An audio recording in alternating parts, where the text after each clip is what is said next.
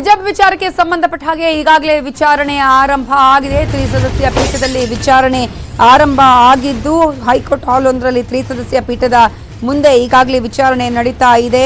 ಒಂದ್ ಕಡೆ ಈ ಒಂದು ವಿಚಾರಣೆ ಬಗ್ಗೆ ಎಲ್ಲರಲ್ಲೂ ಕೂಡ ತೀವ್ರ ಕುತೂಹಲ ಇದೆ. ಏನಾಗಬಹುದು, ಯಾವ ರೀತಿಯ ತೀರ್ಪು ಹೊರ ಬೀಳಬಹುದು ಅಂತ ಹೇಳಿ ಕೋರ್ಟ್ ವಿಚಾರಣೆಯತ್ತ ಇಡೀ ದೇಶದ ಚಿತ್ತ ಈಗ ನೆಟ್ಟಿರುವಂತದ್ದು. ಪ್ರಮುಖವಾಗಿ ಈಗಾಗಲೇ ಹೈಕೋರ್ಟ್ ಕೋರ್ಟ್ ಹಾಲ್ ಒಂದರಲ್ಲಿ ನಡೆಯುವಂತಹ ವಿಚಾರಣೆಯಲ್ಲಿ ಸಾಕಷ್ಟು ವಿಚಾರಗಳು ಕೂಡ ಈಗ ಬೆಳಕಿಗೆ ಬರುವಂತಹ ಚಾನ್ಸಸ್ ಇದೆ. ಲಾ ಪಾಯಿಂಟ್ ಅನ್ನು ಕೂಡ ಹೇಳುವಂತಹ ಚಾನ್ಸಸ್ ಇದೆ.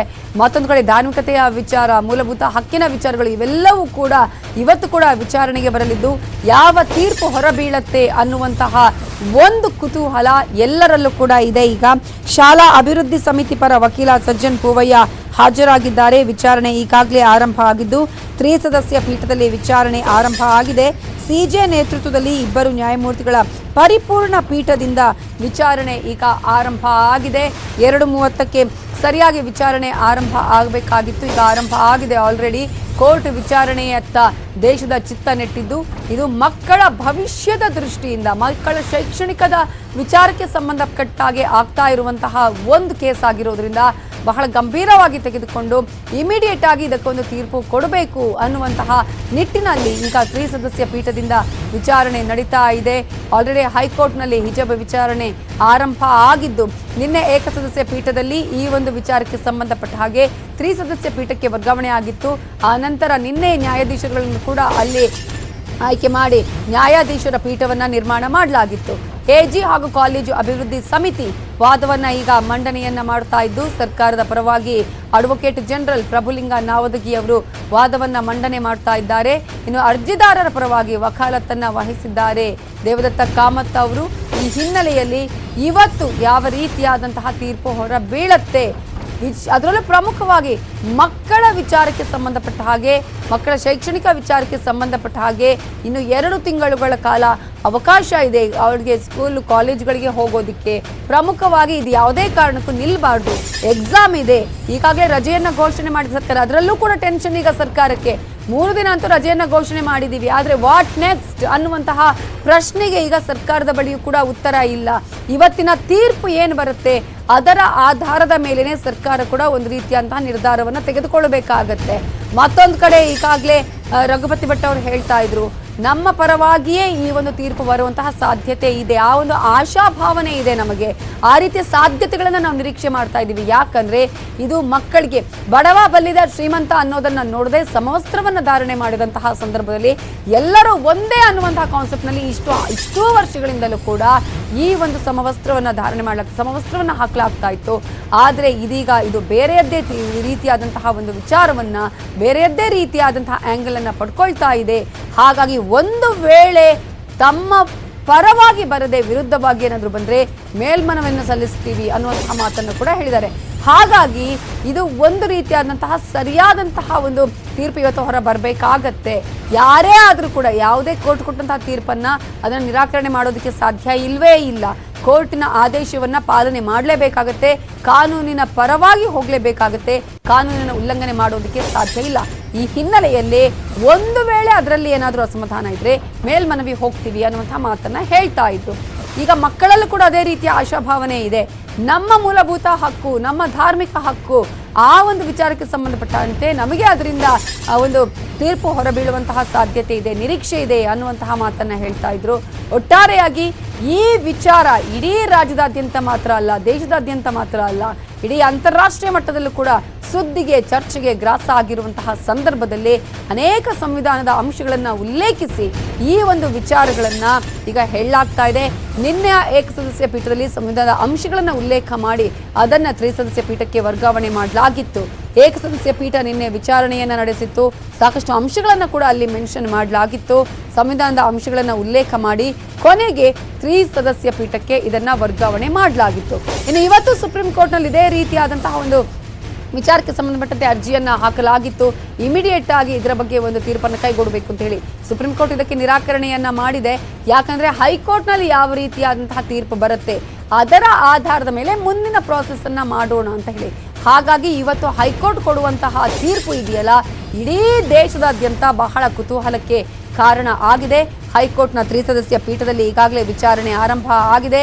ಏಕಸದಸ್ಯ ಪೀಠದ ವಿಚಾರಣೆ ನಿನ್ನೆ ನಡೆದಿತ್ತು. ಆ ಒಂದು ವಿಚಾರಣೆ ಸಂದರ್ಭದಲ್ಲಿ ಅನೇಕ ಸಾಂವಿಧಾನಿಕ ಅಂಶಗಳನ್ನು ಹೇಳಲಾಗಿತ್ತು. ಆ ಸಾಂವಿಧಾನಿಕ ಅಂಶಗಳನ್ನು ಉಲ್ಲೇಖ ಮಾಡಿ ತ್ರಿಸದಸ್ಯ ಪೀಠಕ್ಕೆ ವರ್ಗಾವಣೆ ಮಾಡಲಾಗಿದೆ. ಈಗ ಈ ಒಂದು ಕೋರ್ಟ್ನಲ್ಲಿ ವಿಚಾರಣೆ ಆರಂಭ ಆಗಿದ್ದು ಈಗಾಗಲೇ ಸಂಜಯ್ ಹೆಗ್ಡೆ ಅವರು ವಾದವನ್ನು ಮಂಡನೆ ಮಾಡ್ತಾ ಇದ್ದಾರೆ. ಪ್ರಮುಖವಾಗಿ ಇವತ್ತು ಯಾರ್ಯಾರು ನ್ಯಾಯಮೂರ್ತಿಗಳಿದ್ದಾರೆ ತ್ರಿಸದಸ್ಯ ಪೀಠದಲ್ಲಿ ಅಂತ ನಾವು ನೋಡ್ತಾ ಹೋಗೋದಾದರೆ CJ ಋತುರಾಜ್ ಅವಸ್ಥಿ, ನ್ಯಾಯಾಧೀಶರಾದಂತಹ ಕೃಷ್ಣ ಎಸ್ ದೀಕ್ಷಿತ್, ನ್ಯಾಯಾಧೀಶರಾದಂತಹ ಕಾಜಿ ಜೈಬುನ್ನೀಸಾ ಮೊಹಿಯುದ್ದೀನ್ ಅವರ ತ್ರಿಸದಸ್ಯ ಪೀಠ ವಿಚಾರಣೆಯನ್ನು ಈಗಾಗಲೇ ಆರಂಭ ಮಾಡಿದೆ. ತಾನು ಮೊದಲು ಕೆಲ ಸಬ್ಮಿಷನ್ ಮಾಡ್ತೀನಿ ಅಂತ ಹೇಳಿ ದೇವದತ್ ಕಾಮತ್ ಅವರು ಅರ್ಜಿಯನ್ನು ವಿಚಾರಣೆ ಮಾಡಿದ್ದಾರೆ. ಸಂಜಯ್ ಹೆಗ್ಡೆ ಅವರು ವಾದವನ್ನು ಮಂಡನೆ ಮಾಡುತ್ತಿದ್ದಾರೆ. ಸಂಪೂರ್ಣವಾಗಿ ಇವತ್ತಿನ ಈ ಒಂದು ತೀರ್ಪು ಬಹಳ ಕುತೂಹಲಕ್ಕೆ ಕಾರಣ ಆಗಿದೆ. ಗಂಭೀರವಾದಂತಹ ಪ್ರಕರಣ, ಸೂಕ್ಷ್ಮವಾದಂತಹ ಒಂದು ವಿಚಾರ ಆಗಿರೋದ್ರಿಂದ ಇವತ್ತಿನ ತೀರ್ಪು ಇಡೀ ದೇಶಕ್ಕೆ ಮಾದರಿಯಾಗುವಂತಹ ತೀರ್ಪು ಬರುತ್ತೆ ಅನ್ನುವಂತಹ ಒಂದು ಆಶಯವನ್ನು ಇಡೀ ದೇಶದ ಜನತೆ ಕಾಯ್ತಾ ಇದ್ದಾರೆ.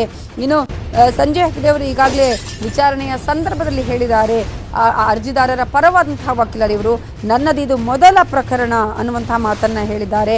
ಉಡುಪಿಯ ಆಯಿಷಾ ಕೇಸ್ನಲ್ಲಿ ನಾನು ಹಾಜರಾಗ್ತಿದ್ದೇನೆ ಅನ್ನುವಂತಹ ಮಾತನ್ನು ಹೇಳಿದ್ದಾರೆ.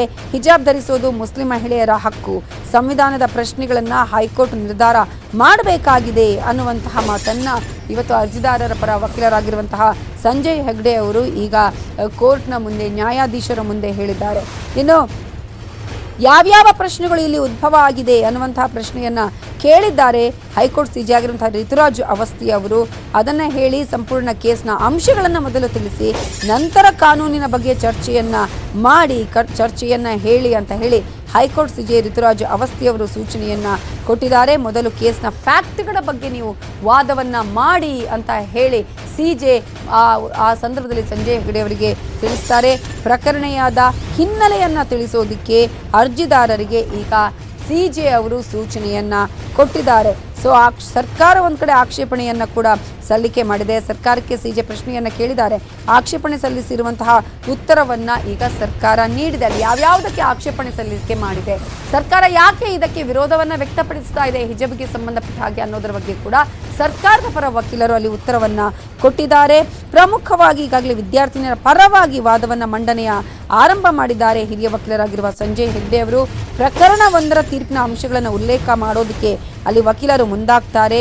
ಆಗ CJ ಅವರು ಸೂಚನೆಯನ್ನು ಕೊಡ್ತಾರೆ. ಪ್ರಕರಣ ಏನು, ಅದರ ಹಿನ್ನೆಲೆ ಏನು, ಅರ್ಜಿದಾರರ ಕೋರಿಕೆಗಳೇನು, ಅದನ್ನು ಮೊದಲು ನೀವು ಕೋರ್ಟ್ಗೆ ಮನವರಿಕೆ ಮಾಡಿಕೊಡಬೇಕು, ಅದನ್ನು ನೀವು ಮೊದಲು ಕೋರ್ಟ್ಗೆ ವಿವರಣೆಯನ್ನು ಕೊಡಬೇಕು ಅನ್ನುವಂತಹ ಒಂದು ಸೂಚನೆಯನ್ನು ಕೊಡ್ತಾರೆ. ಈ ಹಿನ್ನೆಲೆಯಲ್ಲಿ ವಕೀಲ ಸಂಜಯ್ ಹೆಗ್ಡೆ ಅದಕ್ಕೆ ಸಂಬಂಧಪಟ್ಟಂತಹ ವಿವರಣೆಯನ್ನು ಕೂಡ ಕೊಟ್ಟಿದ್ದಾರೆ. ಮೊದಲು ನಿಮ್ಮಲ್ಲಿರುವಂತಹ ಪ್ರಶ್ನೆಗಳು ಯಾವುದು ಅಂತ ತಿಳಿಸಿ ಅಂತ ಹೇಳಿ CJ ಈ ಪ್ರಕರಣದ ಹಿನ್ನೆಲೆ ತಿಳಿಸೋದಕ್ಕೆ ಅರ್ಜಿದಾರರಿಗೆ ಸೂಚನೆಯನ್ನು ಕೊಟ್ಟಂತಹ ಸಂದರ್ಭದಲ್ಲಿ ಸಂಜಯ್ ಹೆಗ್ಡೆ ಅವರು ವಾದವನ್ನು ಆರಂಭ ಮಾಡ್ತಾರೆ. ವಕೀಲರು, ಇದು ಹಿಜಾಬ್ ಧರಿಸೋದಕ್ಕೆ ಭೇದ ಭಾವ ಮಾಡಲಾಗ್ತಾ ಇದೆ. ನಾನು ನೋಡ್ತಾ ಇರುವಂಥ ಇದೊಂದು ಸಣ್ಣ ವಿಚಾರ, ಸಣ್ಣ ಪ್ರಕರಣ, ಇದು ಸಣ್ಣ ಘಟನೆ, ಇದು ಅವರ ನಿರ್ವಹಣೆಯಿಂದ ಆಗಿರುವಂತಹ ಘಟನೆಯಾಗಿದೆ. ಅವರು ಯೂನಿಫಾರ್ಮ್ ಜೊತೆ ಹಿಜಾಬ್ ಧರಿಸ್ತಾ ಇದ್ರು. ಅರ್ಜಿದಾರರು ಸರ್ಕಾರಿ PU ಕಾಲೇಜಿನ ವಿದ್ಯಾರ್ಥಿನಿಯರಾಗಿದ್ದಾರೆ. ಯಾರು ಈ ಒಂದು ಅರ್ಜಿಯನ್ನು ಸಲ್ಲಿಸಿದ್ದಾರಲ್ಲ, ಇಡೀ ಒಂದು ಹಿಜಾಬ್ ಪ್ರಕರಣ ಆರಂಭ ಆಗೋದಕ್ಕೆ ಏನಾಗಿದೆ, ಕೋರ್ಟ್ಗೆ ಬರೋದಕ್ಕೆ ಏನಾಗಿದೆ ಅನ್ನೋದ್ರ ಬಗ್ಗೆ ಸಂಪೂರ್ಣವಾದಂತಹ ವಿವರಣೆಯನ್ನು ಈಗ ವಕೀಲರಾಗಿರುವಂತಹ ಸಂಜಯ್ ಹೆಗ್ಡೆ ಅವರು ಕೋರ್ಟ್ಗೆ ನೀಡ್ತಾ ಇದ್ದಾರೆ. ಶಾಲೆಯಲ್ಲಿ ನಡೆದಂತಹ ಘಟನೆಗಳ ಬಗ್ಗೆ ಕೂಡ ವಿವರಣೆಯನ್ನು ಕೊಡ್ತಾ ಇದ್ದಾರೆ ವಕೀಲರಾಗಿರುವ ಸಂಜಯ್ ಹೆಗ್ಡೆ ಅವರು. ಏನಾಯಿತು, ಎಲ್ಲಿಂದ ಈ ಒಂದು ಪ್ರಕರಣ ಆರಂಭ ಆಯಿತು ಅಂತ ಹೇಳಿ ವಿಡಿಯೋ ಕಾನ್ಫರೆನ್ಸ್ ಮೂಲಕ ಕೂಡ ಸಂಪೂರ್ಣವಾದ ಮಾಹಿತಿಯನ್ನು ತ್ರಿಸದಸ್ಯ ಪೀಠಕ್ಕೆ ಮನವರಿಕೆ ಮಾಡಿಕೊಡುವಂತಹ ಪ್ರಯತ್ನವನ್ನು ಮಾಡ್ತಾ ಇದ್ದಾರೆ. ಸೊ ಈಗಾಗಲೇ ನ್ಯಾಯಾಧೀಶರು ಹೇಳ್ತಾ ಇದ್ರು, ಈ ಪ್ರಕರಣ ಏನು, ಇದರ ಹಿನ್ನೆಲೆ ಏನು, ಎಲ್ಲಿಂದ ಆರಂಭ ಆಯಿತು, ಯಾಕೆ ಈ ಪ್ರಕರಣ ಇಷ್ಟೊಂದು ದೊಡ್ಡ ಮಟ್ಟದಲ್ಲಿ ಈಗ ನಡೆದಿದೆ ಅನ್ನೋದ್ರ ಬಗ್ಗೆ ಮೊದಲು ನೀವು ಹಿನ್ನೆಲೆಯನ್ನು ತಿಳಿಸಿಕೊಡಿ ಅಂತ ಹೇಳಿ ಅರ್ಜಿದಾರರ ಪರ ವಕೀಲರಾಗಿರುವಂತಹ ಸಂಜಯ್ ಹೆಗ್ಡೆಗೆ ಹೇಳಿದಂತಹ ಸಂದರ್ಭದಲ್ಲಿ, ಸೂಚನೆಯನ್ನು ಕೊಟ್ಟಂತಹ ಸಂದರ್ಭದಲ್ಲಿ ವಕೀಲರಾಗಿರುವ ಸಂಜಯ್ ಹೆಗ್ಡೆ ಅವರು ಆ ಪ್ರಕರಣ ಏನು, ಯಾವ ಕಾರಣಕ್ಕಾಗಿ ಈಗ ಇಷ್ಟು ದೊಡ್ಡ ಮಟ್ಟದಲ್ಲಿ ಈ ಪ್ರಕರಣ ಈಗ ಚರ್ಚೆಗೆ ಬಂದಿದೆ, ಕಾನೂನಿನವರೆಗೂ ಬರುವಷ್ಟರ ಮಟ್ಟಿಗೆ ಆದಂತಹ ಘಟನೆಗಳು ಏನು ಅನ್ನೋದನ್ನು ಪ್ರಕರಣದ ಹಿನ್ನೆಲೆಯನ್ನು ತಿಳಿಸಿ ವಾದ ಮಂಡನೆಯನ್ನು ಆರಂಭ ಮಾಡಿದ್ದಾರೆ ಈಗ ಅರ್ಜಿದಾರರ ಪರ ವಕೀಲರಾಗಿರುವಂತಹ ಸಂಜಯ್ ಹೆಗ್ಡೆ ಅವರು. ಹಿಜಾಬ್ ಧರಿಸೋದಕ್ಕೆ ಭೇದ ಭಾವದ ವಿಚಾರ ಅಲ್ಲಿ ಬಂತು, ಕಾಲೇಜಿನಲ್ಲಿ ಅಲ್ಲಿ ಭೇದ ಭಾವವನ್ನು ಮಾಡಲಾಗ್ತಿದೆ ಅನ್ನೋದನ್ನು ಹೇಳ್ತಾರೆ.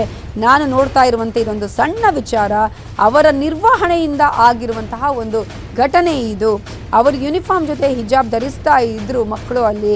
ಆದರೆ ಅರ್ಜಿದಾರರು ಸರ್ಕಾರಿ PU ಕಾಲೇಜಿನ ವಿದ್ಯಾರ್ಥಿಗಳು ಆಗಿದ್ರು ಕೂಡ ಇಲ್ಲಿ ಸಮವಸ್ತ್ರವನ್ನು ಕೂಡ ಧರಿಸ್ತಾ ಇದ್ರು, ಸಮವಸ್ತ್ರದ ಜೊತೆಗೆ ಹಿಜಾಬನ್ನು ಧರಿಸ್ತಾ ಇದ್ರು. ಶಾಲೆಯಲ್ಲಿ ಏನೇನಾಯಿತು ಅಂದರೆ ಆ ಸಂದರ್ಭದಲ್ಲಿ ಕಾಲೇಜಲ್ಲಿ ನಡೆದಂತಹ ಘಟನಾವಳಿಗಳು ಏನೇನು ಅನ್ನೋದರ ಬಗ್ಗೆ ಸಂಪೂರ್ಣವಾದ ಮಾಹಿತಿಯನ್ನು ಈಗ ಮುಖ್ಯ ನ್ಯಾಯಾಧೀಶರುಗಳಿಗೆ ಜೊತೆಗೆ ತ್ರಿಸದಸ್ಯ ಪೀಠಕ್ಕೆ ಮನವರಿಕೆಯನ್ನು ಮಾಡಿಕೊಡ್ತಾ ಇದ್ದಾರೆ ಅರ್ಜಿದಾರರ ಪರ ವಕೀಲರಾಗಿರುವಂತಹ ಸಂಜಯ್ ಹೆಗ್ಡೆ ಅವರು. ಹಿಜಾಬ್ ಕುರಿತಾದ ವಾದ ಪ್ರತಿವಾದದ ವಿಚಾರಗಳು ಈಗ ಬಹಳ ಜೋರಾಗಿ ನಡೀತಾ ಇದೆ. ಇನ್ನು ಈಗಾಗಲೇ ಅರ್ಜಿದಾರರ ಪರ ವಕೀಲರಾಗಿರುವಂತಹ ಸಂಜಯ್ ಹೆಗ್ಡೆ ಅವರು ಕೋರ್ಟ್ಗೆ ಮನವರಿಕೆ ಮಾಡಿಕೊಡ್ತಾ ಇದ್ದಾರೆ. ಯಾವಾಗ ನಡೆಯಿತು ಈ ಘಟನೆ ಅನ್ನೋದರ ಬಗ್ಗೆ ಕೂಡ ಹೇಳಿದ್ದಾರೆ. ಡಿಸೆಂಬರ್ 2021ರಲ್ಲಿ ಈ ಘಟನೆ ಮೊದಲು ನಡೆಯಿತು ಕಾಲೇಜಿನಲ್ಲಿ ಅನ್ನುವಂತಹ ವಿಚಾರವನ್ನು ಕೂಡ ಪ್ರಸ್ತಾಪ ಮಾಡಿದ್ದಾರೆ. ವಿದ್ಯಾರ್ಥಿಗಳು ಶಾಲೆಗಳಿಗೆ ಬರುವ ಸಂದರ್ಭದಲ್ಲಿ ಹಿಜಾಬ್ ಧರಿಸಿ ಬಂದಿದ್ರು. ಶಿಕ್ಷಕರು ಹಿಜಾಬ್ ಧರಿಸುವಂತಹ ಸಂದರ್ಭದಲ್ಲಿ ಅಲ್ಲಿ ವಿದ್ಯಾರ್ಥಿಗಳಿಗೆ ನಿರಾಕರಣೆಯನ್ನು ಶಿಕ್ಷಕರು ಮಾಡ್ತಾರೆ. ಹಿಂದೆಯಿಂದಲೂ ಕೂಡ ಹಿಜಾಬ್ ಧರಿಸ್ತೇವೆ ಅಂತ ಆ ಸಂದರ್ಭದಲ್ಲಿ ಮಕ್ಕಳು ಹೇಳ್ತಾರೆ. ಆದರೆ ಹಿಜಾಬ್ ಧರಿಸಿಕೊಂಡು ಬರಬಾರ್ದು ಅಂತ ಹೇಳಿ ಶಿಕ್ಷಕರು ಅಲ್ಲಿ ಮಕ್ಕಳಿಗೆ ಹೇಳ್ತಾರೆ. ತರಗತಿಯ ಟೀಚರ್ ಹಿಜಾಬ್ ಧರಿಸಿ ಬರಲು ಅವಕಾಶವನ್ನು ಕೊಟ್ಟಿಲ್ಲ, ಹಿಜಾಬ್ ತೆಗೀರಿ ಅಂತ ಹೇಳಿ ಕೆಲವರು ಸೂಚನೆಯನ್ನು ಕೊಡ್ತಾರೆ. ಹಿಜಾಬ್ ಧರಿಸಿ ಬಂದಾಗ ಆ ಸಂದರ್ಭದಲ್ಲಿ ಗದರ್ತಾ ಇದ್ರು, ಅಟೆಂಡೆನ್ಸ್ ಕೊಡದೆ ಆಬ್ಸೆಂಟನ್ನು ಹಾಕ್ತಾ ಇದ್ರು. ಹಿಜಾಬ್ ಧರಿಸಿ ಶಾಲೆ ಒಳಗೆ ಬಿಡದಂತೆ ಅಲ್ಲಿ ತಡೆಯಲಾಯಿತು ಅನ್ನುವಂತಹ ಒಂದು ವಿಚಾರಗಳನ್ನು, ಆ ಘಟನೆಯ ಹಿನ್ನೆಲೆಯನ್ನು ಅರ್ಜಿದಾರರ ಪರ ವಕೀಲರಾಗಿರುವಂತಹ ಈಗ ಸಂಜಯ್ ಹೆಗ್ಡೆ ಅವರು ಕೋರ್ಟ್ಗೆ ಮನವರಿಕೆ ಮಾಡಿಕೊಡ್ತಿದ್ದಾರೆ.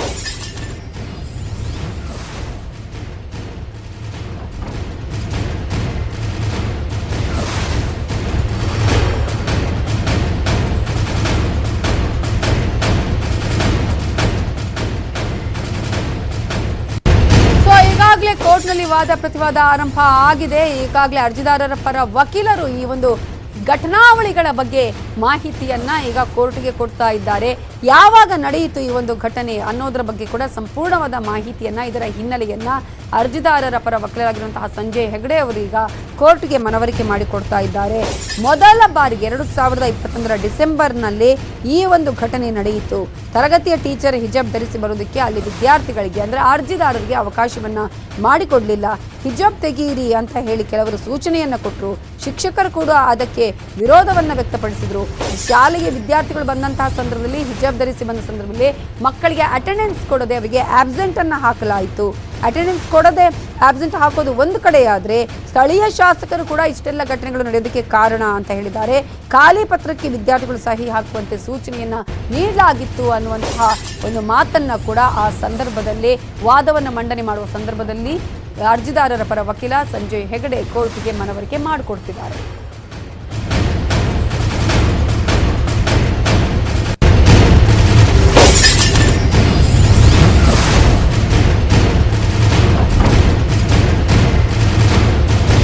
ಈಗಾಗಲೇ ಸಂಜಯ್ ಹೆಗ್ಡೆ